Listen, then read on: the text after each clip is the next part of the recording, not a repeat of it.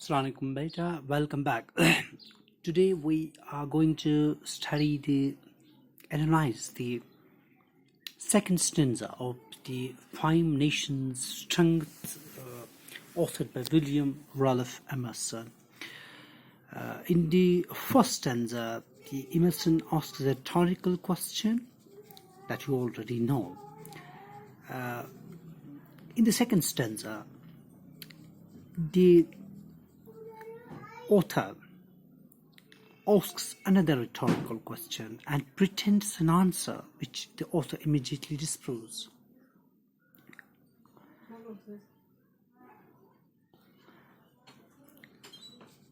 Is it the gold? It is not gold, its kingdom's grained. It is not gold, its kingdom's grained. Go down in the battle shock. Its shafts are laid on sinking sand and not on abiding rock. Is it gold? Gold is a metaphor for wealth. Gold indicates wealth. The author actually wants to ask whether it is wealth. He uses the word gold for wealth. A figure of speech that replaces one name with another name which is closely associated with it is called a metonymy in poetry. So here the gold is a metonymy for wealth. For example, press is a metonymy for journalism, Oval Office is a metonymy for US presidency. So gold is a metonymy for wealth. The author asks, is it the gold? Is it wealth? Or its kingdom's grained? Kingdom's grained. What's kingdom's grained?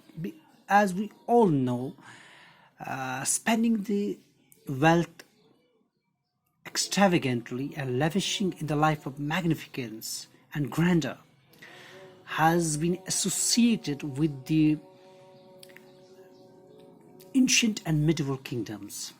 They used to spend a lot of money on the grandeur, or they used to spend the money extravagantly,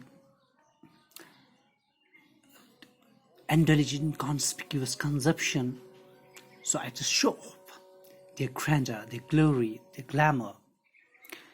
According to the poet, all it takes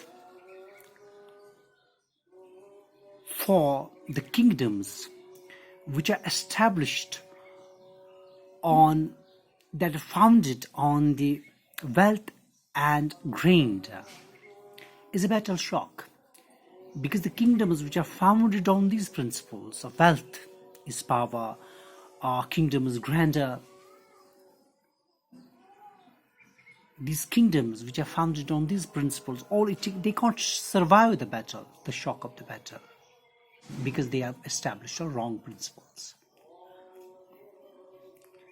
Because a kingdom, he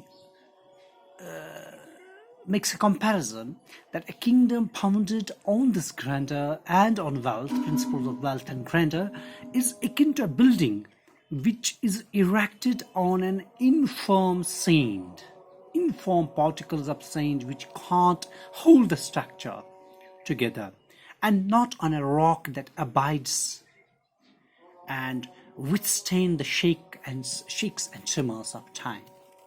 This is what actually the author wants to say. An abiding rock, slipping sand. He uses two phrases, slipping sand and abiding rock. Slipping sand, a building that is erected on slipping sand can't hold the structure. But a rock always holds the structure, not only holds the structure, but it can withstand the shakes and tremors of time, like earthquakes, everything. So,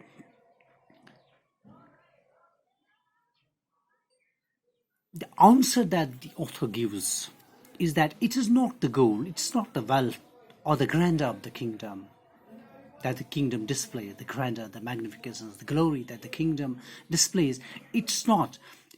These principles, the kingdom founded on these principles, cannot survive the shocks of battle. They are akin to the slipping sand. They are akin to slipping sand, an informed sand that can't hold the structure, and not on the rock that abides. We must have the principles that are akin to an abiding rock, the principles that underlying principles that that a kingdom is founded on must be akin to an abiding rock that withstands the shakes and tremors of time. So this was the second stanza. I hope all of you have understood the second stanza of this poem, and I will be explaining each and all the stanzas one by one so that you grasp the gist